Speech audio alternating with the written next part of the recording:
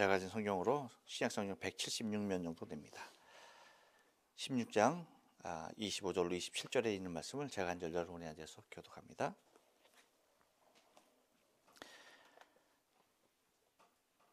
이것을 비사로 너희에게 일렀거니와 때가 이르면 다시 비사로 너희에게 이르지 않고 아버지에 대한 것을 밝히 이르리라. 그날에 너희가 내 이름으로 구할 것이요 내가 너희를 위하여 아버지께 구하겠다 하는 말이 아니니. 같이 읽습니다. 이는 너희가 나를 사랑하고 또 나를 온 줄 믿은 고로 아버지께서 친히 너희를 사랑하심이니라. 아멘. 예, 오늘 요한복음 16장 25절로 27절에 있는 말씀을 가지고 아버지의 사랑은 무엇으로 오는가라는 제목으로 말씀을 전합니다.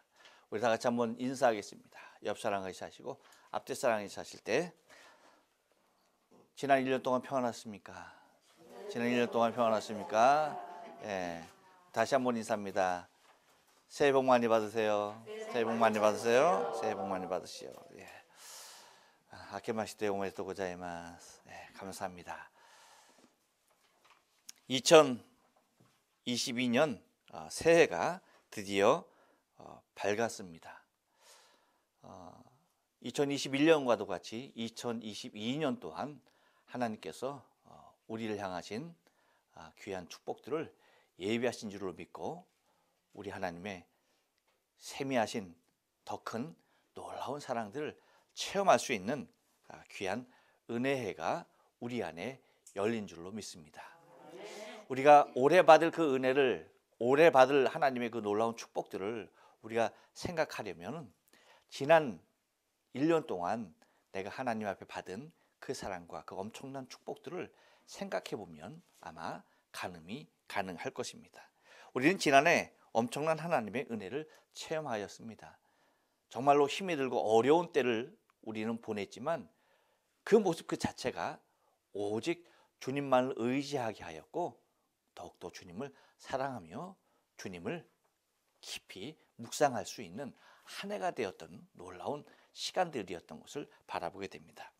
이렇듯 하나님은 우리를 위한 하나님의 축복은 그 어느 때나 변함없이 동일하게 우리에게 다가오는 것을 우리는 경험하게 됩니다. 여러분, 코로나 팬데믹으로 인하여서 우리의 삶이 매우 제한적이고 또한 우리의 삶이 매우 불편한 가운데 놓인 것은 사실입니다. 하지만 이러한 시대가 우리에게 주는 놀라운 은혜가 있어요. 하나님께서 이러한 시대를 우리에게 그냥 허락하는 것이 아니죠. 반드시 거기에는 우리가 더 정말로 주님만을 바라보며 주님께만 우리의 초점을 맞추며 오직 주님을 향하여서 우리가 집중할 수 있는 그러한 시간들을 우리에게 많이 허락해 주시는 것을 우리가 바라볼 수가 있습니다. 여러분, 시대가 평안하면 우리에게는 많은 것들의 바람들이 있습니다. 그렇지만 시대가 험하여질수록 우리의 소망은 오직 한 가지로 모여지게 되어져요. 그것이 뭡니까? 시대가 평안하면 사람들이 많은 것을 구하죠. 이것도 있으면 좋겠고 저것도 있으면 좋겠고 이러면 좋겠고 이렇게 하면 더 좋겠다라고 하는 그런 바람들이 얼마나 많아지는지 몰라요. 그런데 여러분, 시대가 험하여지면은 우리의 소망은 오직 한 가지밖에 남지 않는다는 사실이죠. 그것이 뭐냐면 오직 절대자이신 하나님 아버지의 사랑 안에 거하길 원하는 그 한 가지의 바람으로 가득하게 된다는 거예요. 그러니까 우리의 삶 가운데 많은 위협이 오면 올수록 우리는 어디에 거하려고 하는 겁니까? 하나님의 품 안에 거하려고 하는, 하나님의 사랑 안에 거하려고 하는 그 모습이 더욱더 짙어진다는 것입니다. 여러분, 코로나 시대를 통하여서 우리의 신변에 직접적인 많은 위험이 언제 어떻게 우리에게 도사리고 언제 어떻게 우리에게 어떤 모습으로 올지 모르는 그러한 시대가 되었던 것입니다. 곧 이러한 시대일수록 우리는 하나님을 향한 집중적인 모습을 우리가 할 수 있다라고 하는 것이 참 감사하지 않을 수가 없다는 것이죠. 그래서 2022년 어떠한 해가 우리가 되기를 원하는가? 도대체 2022년 올해는 어떠한 소망이 내 안에 풍성하길 원하는가라고 하는 것입니다. 나의 삶 가운데, 그리고 우리의 가정 가운데, 그리고 나 자신의 사업과 기업 가운데, 특별히 우리 교회 가운데 어떠한 한 해가 되길 원합니까? 어떤 소망이 있기를 원합니까? 더욱이 여러분, 우리나라 같은 경우에 지금은 매우 힘이 들고 어려운 때를 당하고 있죠. 더군다나 올해에는 20대 대통령 선거가 있습니다. 3월 9일 수요일 날 그 선거가 치러지는데 어떤 사람이 대통령이 되느냐에 따라서 또한 나라의 운명 또한 많이 좌지우지될 수 있는 그런 환경 가운데 놓여 있습니다. 더군다나 대한민국을 중심으로 이 동북아 긴장이 그 어느 때보다도 고조되고 있는 그러한 때입니다. 중국이 군사력을 점점 엄청난 모습으로 확대해 나가니까 아울러서 어떻게 되는 겁니까? 우리나라도 거기에 대응하기 위한 군사력 확장이 아주 눈에 띄게 많아지는 것을 바라보게 되어지죠. 그러니까 일본과 중국의 위협이 언제 어느 때 우리나라에게 올지 모른다는 것이죠. 21세기 들어서 또한 이제 10년이 지나고 20년이 지난 이때에 더욱더 많이 나타나는 사회적인 현상이 있습니다. 그것이 뭐예요? 이리덴티즘이라고 곧 실지 회복주의입니다. 그러니까 이게 뭐냐면 잃었던 땅을 갖다가 회복시키는 그러한 모습이 강하게 주장되어지고 있는 모습이에요.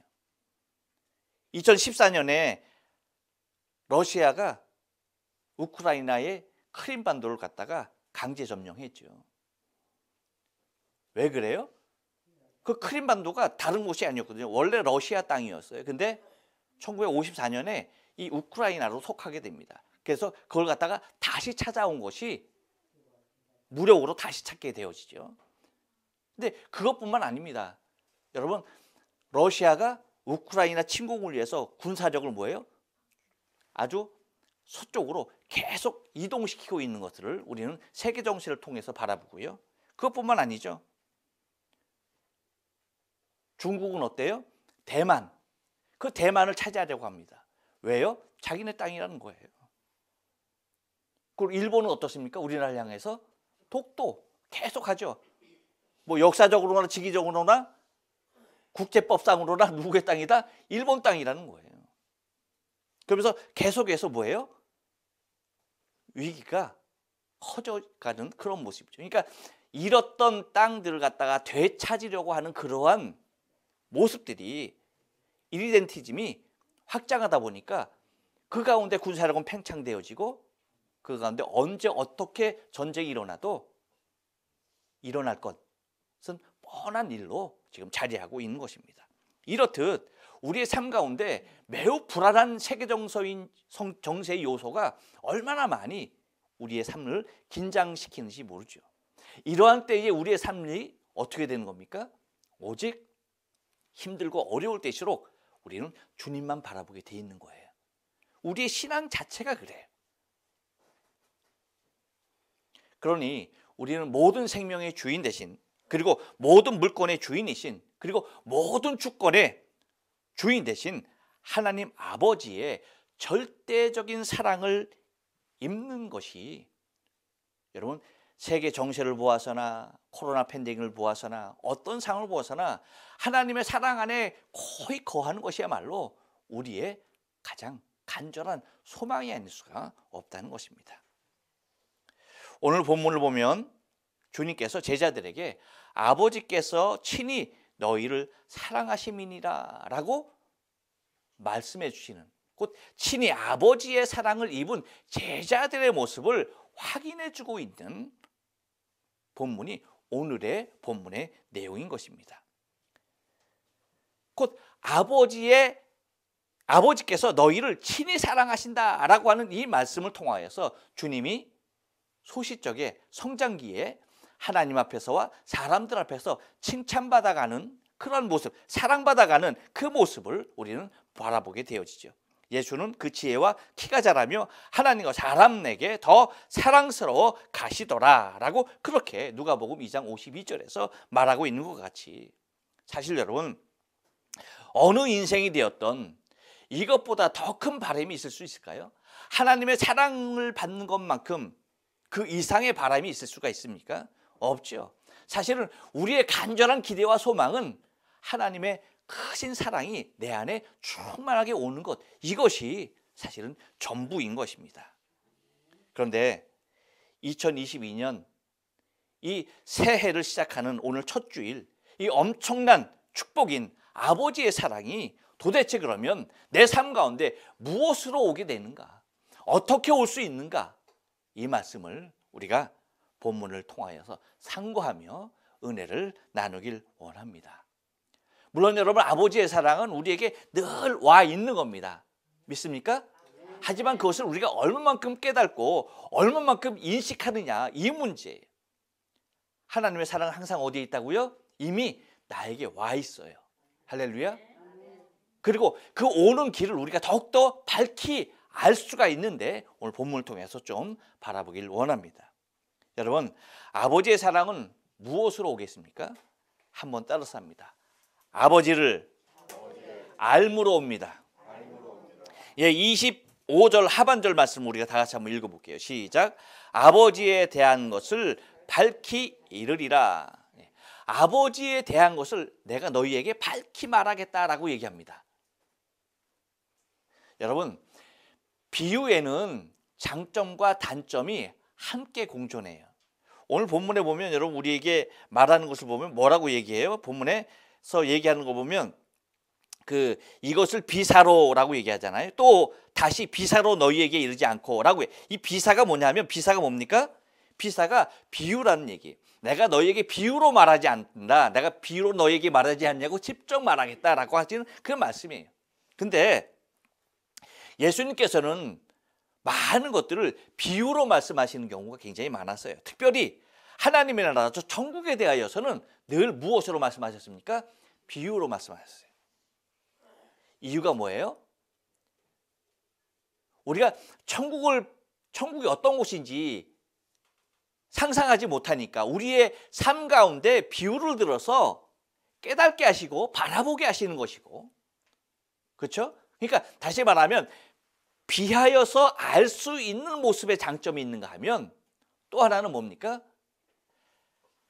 그것을 깨닫지 못하면 절대 알 수가 없는 그러한 모습의 것이 공존하고 있는 것을 바라보게 됩니다. 그러니까 이것은 다른 것이 아니라 택한 자들을 구원하시려고 하시는 하나님의 의지가 너무 크셨던 것을 우리는 바라볼 수가 있다는 거예요. 아무리 천국에 입성하는 것에 대하여서 많은 길을 열어 놓으신 것이 아님에 대하여서 말하고 있는 것이죠. 그러니까 아무나 천국에 들어가는 것이 아니라는 얘기입니다. 그래서 하나님께서 택한 자들, 그들을 하나님께서 구원하시려고 비유로서 말씀하신 것을 바라보게 되죠. 다시 말하면 하나님께서 택한 자들에 대한 제한적인 구원을 위하여서 비유로 말씀하셨던 것을 바라보게 되어집니다. 곧 오직 예수로만 구원 얻게 하시려고 하시는 철저한 하나님의 계획들이, 구원에 대한 계획들이 자리하고 있었던 것입니다. 그렇기 때문에 주님께서 많은 것을 비유로 말씀하셨어요. 그러다 보니까 여러분, 지금도 많은 사람들이 예수가 아니어도 다른 구원의 길이 있다라고 확신하는 가운데 있는 것들을 우리는 바라보게 됩니다. 근데 이것만큼 인간의 큰 착각과 오만은 없는 것이죠. 그래서 여러분, 다른 종교에서 얘기하는 거 보면 구원이라고 하는 것, 그것은 우리도 있고 너희도 있다라고 얘기를 합니다. 그래요, 안 그래요? 그래요. 어떤 종교나 다 구원의 길은 있다라고 얘기하는 것이 보통 일반적인 종교의 모습이에요. 하지만 우리 기독교에서 말하는 것은 모든 종교에 다 구원의 길이 있는 것이 결코 아니라는 거예요. 오직 예수만이 우리를 구원할 수 있는 유일한 길이라는 사실을 우리가 알아야 한다는 것이죠. 그래서 예수님께서 이제 더 이상 하나님 아버지에 대하여서 비유로 얘기하지 아니하고 직접 말씀하시겠다라고 하는 이유가 무엇이냐면 이것은 유대인들의 무지에 있어요. 이스라엘 백성들이 하나님을 향하여서 많이 알고 있는 것 같죠. 하나님에 대해 잘 아는 것 같죠. 하나님을 온전히 섬기는 모습으로 비추어졌어요. 하지만 이스라엘 백성들만큼 하나님을 하나님으로 알지 못하고 하나님을 하나님으로 경외하지 못했던 모습들을 우리는 바라보게 되어지는 것이죠. 유대인들에게 있어서 독생자를 모르는 것이 하나님에 대한 무지에서 나온 결과라는 사실을 잘 알고 계셨죠, 주님께서는. 그렇기 때문에 주님은 당신의 제자들 또한 자신에 대하여 확신을 갖게 하기 위해서 아버지에 대하여서 말씀하시는 것이 뭐예요? 내가 직접 너희에게 말을 하겠다라고 하는, 곧 아버지에 대한 지식을 아는 것이 매우 중요한 것임을 말씀하셨던 것입니다. 곧 유대인들의 예수를 사랑할 수 없었던 가장 결정적인 원인은 다른 데 있지 않아요. 하나님을 제대로 알지 못했기 때문입니다. 하나님을 제대로 알았으면 누구를 보는 겁니까? 예수 그리스도를 제대로 믿고 구세주 그리스도로 영접해야 했던 것이죠. 하지만 예수 그리스도를 구주로 영접하지 못하고 메시아로 바라보지 못하고 그들이 그토록 바라고 기다렸던 메시아로 바라보지 못하고 십자가에 못 박아 죽여버리는 그 이유가 뭐냐? 하나님에 대하여서 제대로 이해하지도 못하고 알지도 못했고, 다시 말하면 그렇게 되니까 하나님의 인간을 향한 구원의 계획조차도 알지 못했던 것을 바라보게 된다는 것입니다. 그래서 이스라엘 백성들이 율법을 통하여서 늘 자랑스럽게 얘기했던 것은 자신의 의였던 것을 우리는 바라보게 됩니다. 그렇지만 율법을 통하여서는 자신이 철저하게 죄 있는 것을 깨닫지 못하면은 하나님의 구원의 계획은 절대 알래야 알 수가 없게 되어져 있는 모습인 것입니다. 그렇기 때문에 율법을 통해서는 나 자신의 의를 드러내는 것이 아니라 율법을 통해서는 오직 내가 얼마나 큰 죄인인가를 고백하게 될 때에 하나님께서 인간을 향하신 구원의 계획을 바라볼 수가 있게 된다는 것입니다. 그렇지만 이스라엘 백성들이 어땠습니까? 율법을 통해서 나는 죄인입니다를 외쳤습니까? 아니죠. 나는 의롭다라고 외쳤어요. 그래서 바리새인과 죄인이 성전에서 기도하죠. 기도할 때 뭐 합니까? 죄인은 하늘으로 탄식하면서 고개를 들지 못하고 나는 죄인입니다라고 고백할 때 바리새인은 뭐라고 기도합니까? 나는 저 죄인과 같지 않음을 감사합니다. 난 죄인 아니라는 거예요. 나는 11조도 하고 구제도 하고 금식도 하고 하나님의 법을 잘 지킨다라고 하는 겁니다. 누가 죄인이고 누가 하나님의 구원의 계획을 바라볼 수 있는 사람이겠습니까? 누가 하나님의 구원을 기다리는 사람이겠습니까? 나는 죄인이라고 고백하는 사람이죠. 그래서 주님이 오셔서 하시는 말씀이 뭐예요? 나는 의인을 부르러 온 것이 아니라 죄인을 부르러 왔다. 병자에게 필요한 것이 의원이지 건강한 자에게는 의원이 쓸데없다. 그러니까 이스라엘 대부분의 백성들이 하나님의 이 계획을 알지 못하니까 다 뭐 하는 겁니까? 예수 그리스도 구원자로 오신 메시아 예수 그리스도를 자신의 구주로 영접해야 할 이유가 없었던 것이죠. 따라서 예수님께서 이 모순을 알았기 때문에 제자들에게는 이제 더 이상 뭐예요? 아버지에 대한 것을 비유로 얘기하지 않겠다라고 말씀하시는 겁니다. 직접 알 수 있는 방법을 선택하겠다라는 것입니다. 그래서 하시는 말씀이 25절에서 하시는 말씀이 이것을 비사로 너에게 일렀거니와 때가 이르면 다시 비사로 너에게 이르지. 이제는 다시 뭐예요? 너에게 비유로 말하지 않겠다라고 말씀하시는 것입니다. 여러분 누가복음 15장에 보면 잃은 아들을 되찾는 비유를 말씀하고 계시죠. 여기에서 바라볼 수 있는 것은 뭐예요, 여러분? 아버지의 사랑은 항상 동일했어요. 믿습니까? 아버지께서 아들을 향한 사랑은요, 처음부터 마지막까지 동일한 거였어요. 근데 이 아버지의 사랑을 알지 못한 이 아들이 아버지를 떠나게 되죠. 그리고 결과적으로 무엇을 깨닫게 되는 겁니까? 아버지를 이해하고 아버지를 알게 되었을 때에 아버지께서 나를 얼마나 사랑하셨는가에 대한 고백을 하게 되는 것입니다. 곧 누가복음 15장에서 말하는 잃은 아들을 찾는 비유에서 바라봐야 할 것은 여러분, 아버지를 아는 것만큼 뭡니까? 아버지를 아는 깊이만큼 아버지의 사랑을 깨닫게 되는 거예요. 그러니까 아버지를 알지 못하면 그 아버지의 사랑이 내 안에 올 수가 없다는 거예요. 그러니까 하나님은 지금도 나를 사랑하십니까? 안 하십니까? 사랑하시죠. 근데 하나님의 사랑이 나에게 깨달아지지 않냐고, 하나님의 사랑이 내게 느껴지지 않아. 이유가 뭐라고요? 내가 아버지를 알지 못하는 거예요.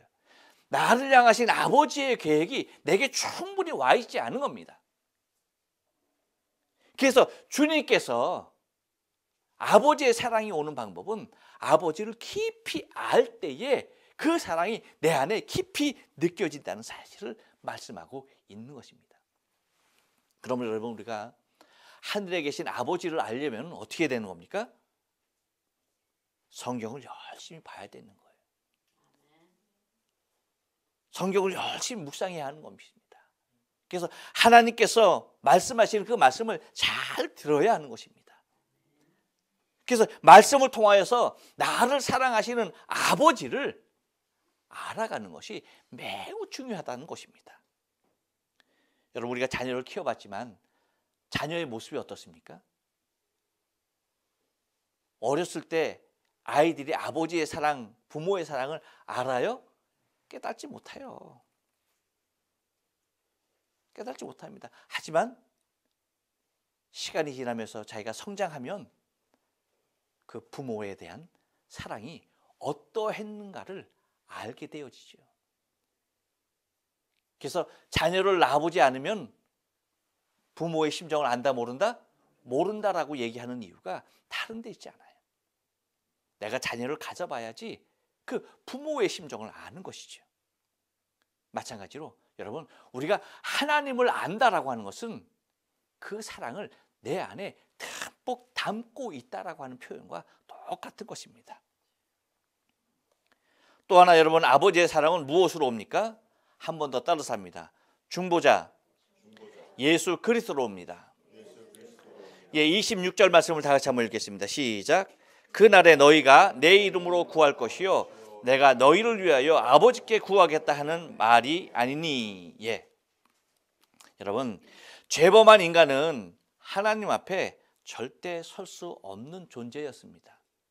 그 누구도 하나님 앞에 직접 설 수 있는 사람이 단 한 사람도 없는 것입니다. 인간이 하나님께 나가기 위해서는 반드시 중보자가 필요했어요. 하나님과 인간 사이에 다리를 놓아줄 수 있는 그 역할을, 가교 역할을 할 수 있는 제사장이 구약시대에는 반드시 필요했던 것입니다.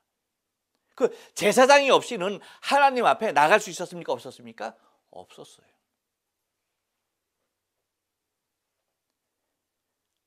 곧 구약의 시대를 우리가 비춰서 보면 제사장이 아니면 그 누구도 하나님 앞에 나올 수 없었듯이, 여러분, 예수 그리스도로 말미암아서 뭐라고 얘기하는? 그날에 너희가 내 이름으로 구할 것이요 라고 말합니다. 내 이름으로 구할 것이다. 곧 내 자신이 하나님께 직접 내 뜻을, 그리고 내 소원을, 내 마음을 드릴 수 있는 그 엄청난 일이 예수 그리스도로 말미암아서 가능해졌다는 것입니다. 곧 이 말은 예수님께서 내가 너희를 위하여 아버지께 간구하겠다는 말을, 이 말이 아니다라고 얘기하시잖아요. 다시 말하면 뭐예요? 구약의 제사장과 같은 그런 사제의 역할을 하는 것이 아니라는 것입니다. 그러니까 나로 말미암아서 아버지께 직접 갈 수 있는 길을 열어놓은 것이지, 내가 너희를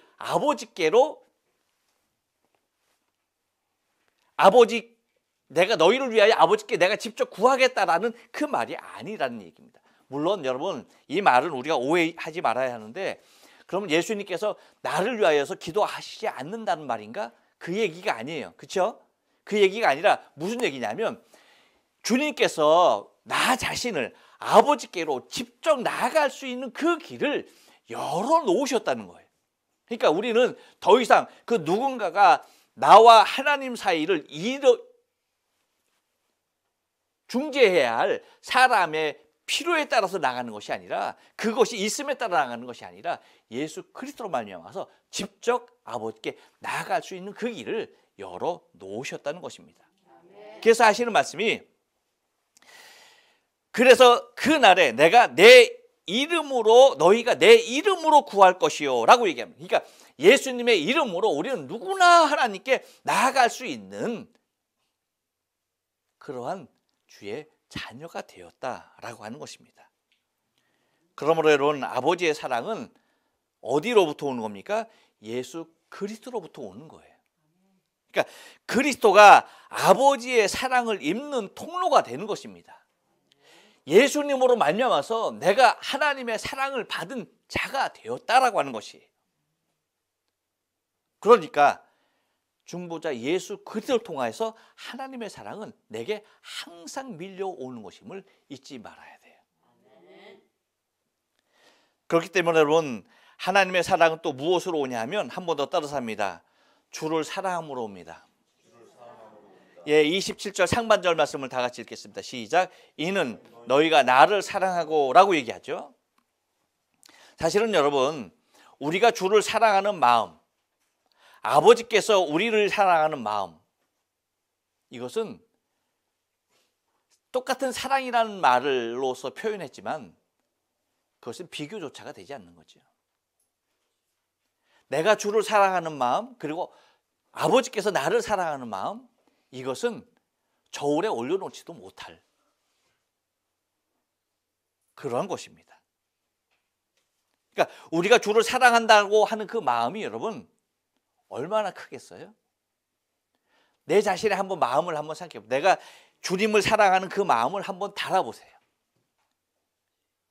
내가 주님을 사랑하는 마음이 있다라고 할 때에 그 마음을 내가 저울에 잔다면, 이쪽에다 올려놓고 이쪽 저울에다 올려놓고, 하나님께서 나를 사랑하는 마음을 이쪽 저울에다 올려놓아 보세요. 어떻게 될까요? 이렇게 됩니까?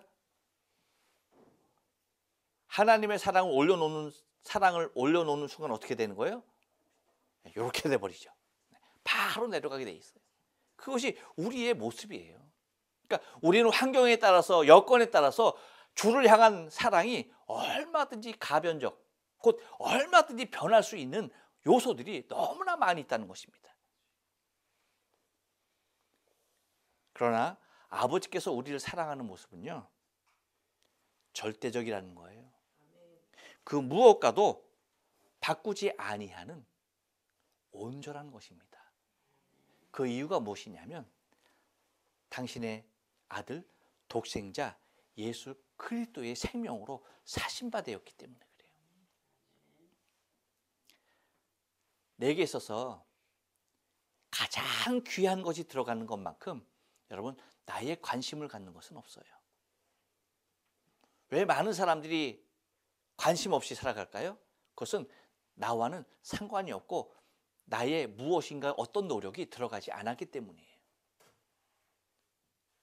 하지만 여러분, 내가 심고 가꾸고 한 것에 대해서는 항상 뭐예요? 내 마음이 들어가 있는 거예요. 표현이 돼 있는 거예요. 우리 이순희 권사님이 매주 여기 뒤에 돌아보죠? 왜 그래요? 배추가 잘 자라나 안 자라나.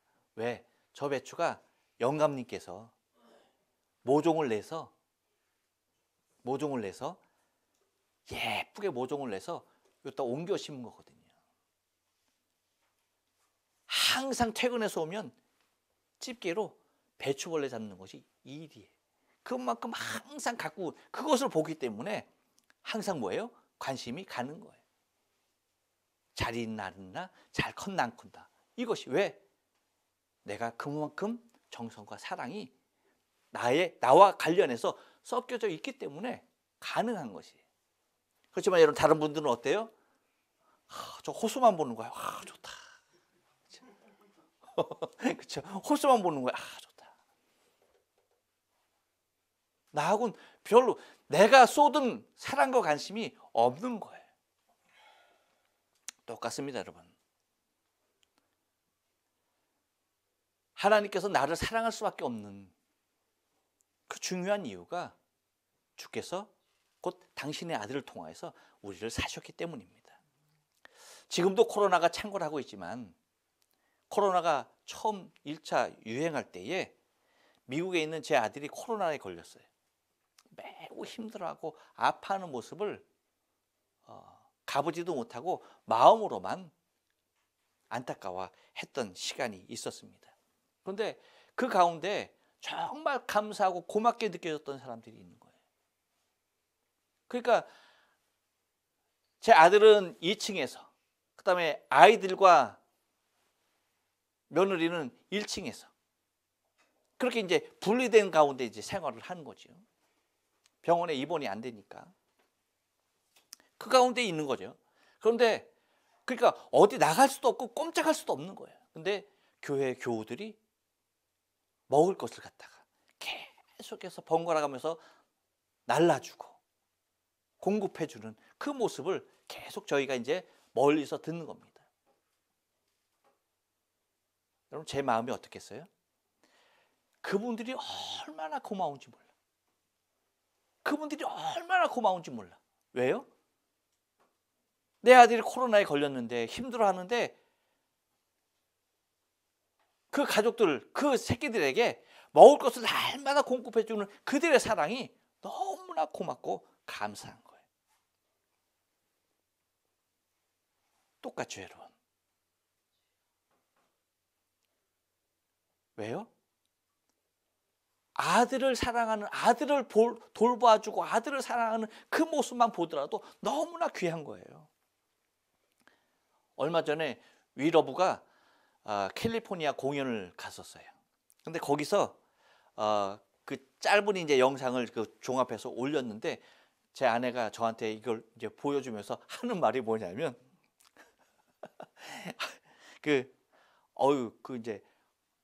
잠깐 나오는 말이야. 근데 그걸 듣고 아주 좋아서 하는 말. 산 목사님이 굉장히 미남이네. 그랬더니 또 뒤에 앉은 그 한 분이 뭐라고 얘기해? 사모님은 굉장히 얼마나 미인인지 몰라. 그러면서 아이들은 또 얼마나 잘생겼는지 몰라. 그 얘기가 나오는. 그러니까 그게 좋아가지고. 그렇게 얘기하는 그게 좋아가지고. 당신 봤냐고. 아니야 못 봤어. 그 내가 보내주겠다고. 그래서 보안해서 봤는데 그거 잠깐 나오는 그 말이 그렇게 좋아. 자기 아들 잘생겼다고. 자기 며느리 예쁘다고. 자기 손주들 너무나 귀엽게 잘생겼다고. 이 얘기에 그냥 감동을 받아서 어쩔 줄 몰라 하는 겁니다. 여러분 뭐예요? 하나님의 마음도 똑같아요. 당신의 아들, 독생자를 사랑하는, 당신의 아들을 사랑하는 그 마음, 그것이 하나님의 마음을 감동케 하는 겁니다. 그래서 이는 너희가 나를 사랑하고 너희가 나를 사랑하는 그 사랑이 아버지의 사랑을 너희에게로 이끌고 있다라고 하는 거예요. 그러면 여러분 우리가 기억해야 할 것은 우리가 하나님의 아들 독생자 예수 그리스도를 사랑하게 될 때에 아버지께서 부어주시는 당신의 사랑은 이루 말할 수 없다는 거예요. 여러분 하나님의 사랑을 받고 싶어요? 정말 2022년 크게 하나님의 사랑 받고 싶습니까? 그럼 방법이 있어요. 주님을 사랑하는 겁니다. 우리 주님을 정말 사랑하는 거예요. 깊이 사랑하는 거예요. 그러면 하나님의 사랑이 우리에게 그거보다도 몇 배, 몇십 배, 이루 말할 수 없는 모습으로 우리에게 오게 돼 있는 것입니다. 그러므로 여러분 우리가 기억해야 할 것은 주를 향한 우리의 사랑은 그 무엇으로도 퇴색해서는 안 되는 거예요. 변해서는 안 되는 겁니다. 식어서는 안 되는 거예요. 늘 주를 사랑하고 주와 동행하려고 하는 그 마음이 늘 있어야 한다는 것입니다. 우리가 절대적인 하나님의 사랑을 받는 존재로서 우리에게 있는 주의 사랑을, 주를 향한 우리의 사랑도 절대 변하지 말아야 합니다. 하나님의 사랑은 변하지 않아요. 그러므로 여러분, 우리가 주를 향한 사랑도 변하지 말아야 하는 것입니다. 또 하나, 아버지의 사랑은 어떻게 옵니까? 한 번 더 따라서 합니다. 주를 믿음으로 옵니다. 예, 27절 중반절 말씀 보니까 이렇게 얘기해요. 다 같이 읽어봅니다. 또 시작. 또 나를 하나님께로서 온 줄을 믿는 고로라고 얘기합니다. 또 나를 하나님께로서 온 줄 믿는 고로. 여러분, 이 땅에 있는 모든 만물은 존재의 이유가 다 자리하고 있어요. 이 땅에 있는 모든 만물이 존재하는 그 이유가 없이, 존재의 이유 없이 자리하고 있는 것들은 단 하나도 없다는 말입니다. 우리 인생도 똑같아요. 마찬가지입니다. 우리 인생은 창조의 꽃으로 자리하는 우리 인간의 의미는 존재하는 것, 그것만으로도 하나님을 향한 얼마나 큰 영광을 드러내는지 몰라요. 그래서 하나님께서 오직 인간만을 만물을 다스릴 수 있는 권한을 부여해 주셨어요. 그래서 여러분, 모든 만물을 다스릴 수 있는 것은 오직 누구밖에 없습니까? 인간밖에 없는 거예요. 인간 외에 다른 피조물들이 이 만물을 다스릴 수가 절대 없는 겁니다. 여러분, 혹시 과거에 혹성탈출 봤어요? 혹성탈출 보면 누가 다스립니까? 원숭이, 그렇죠? 원숭이, 침팬지, 그리고 고릴라, 이것들이 다스리죠. 그렇죠? 그런 세상이 올 수 있어요, 없어요? 절대 없습니다, 여러분. 절대 원숭이가 인간을 다스리거나, 절대 원숭이가 개를 먹이거나, 절대 원숭이가 꽃을 피우거나, 여러분, 할 수가 없는 거예요. 그런 세상은 절대 오지 않습니다. 왜 그래요? 세상을 다스릴 수 있는 권한은 오직 하나님께서 인간에게만 부여해 주셨기 때문입니다. 하지만 인간은 그 위대한 사명의 자리에서 온전히 서지 못했어요. 인간 본연의 자리로 우리를 이끄시는 분은 오직 우리 주 예수 그리스도, 우리의 생명이신 주님밖에 안 계시는 겁니다. 우리가 그 본연의 자리에 있어야 함에도 불구하고 죄로 말미암아서 그 본연에 대해서 떨어진 우리에게 그것을 온전한 우리의 자리로 다시 회복시킬 수 있는 분은 오직 예수 그리스도 한 분이시라는 사실입니다. 하나님 앞에서의 본연의 모습을 되찾기 위해서는 하나님께서 보내신 그리스도이심을 믿는 믿음만으로만 가능하게 되는 것입니다. 그러니까 다시 말하면 우리가 온전한 하나님께서 찾으시는 모습으로 우리가 온전히 서기 위해서는 한 가지 길밖에 없는 거예요. 우리를 온전케 하시려고 하나님께서 보내신 예수 그리스도를 나를 위해서 오신 분으로, 나를 온전히 구원하실 분으로 믿는 그 믿음만이 가능하다는 것입니다. 주를 믿는다는 것은 단순히 예수님만을 믿는 것이 아니에요. 내가 주를 믿습니다라고 고백하는 그 순간 예수님을 이 땅에 보내신 하나님 아버지를 믿게 되는 것입니다. 왜 유대인들이 하나님을 믿지 못했다고요? 그 증거가 무엇이라고요? 예수를 그리스도로 믿지 못했다는 것, 그것이 하나님을 나의 아버지로 믿지 않았다라고 하는 증거가 되는 것입니다. 그러니까 예수를 그리스도로 믿는 그 순간 하나님을 나의 아버지로 믿게 된다는 것이에요. 그래서 여러분, 요한복음 14장 9절에 예수님께서 빌립을 통하여서 말씀하시는 것이 뭡니까? 이렇게 말하잖아요. 예수께서 이르시되 빌립아, 내가 이렇게 오래 너희와 함께 있으되 네가 나를 알지 못하느냐 하면서 이렇게 말합니다. 나를 본 자는 아버지를 보았거늘. 뭐라고요? 나를 본 자는 아버지를 보았거늘 어찌하여 아버지를 보이라 하느냐. 그러니까 예수님을 본 사람은 누구를 본 거예요?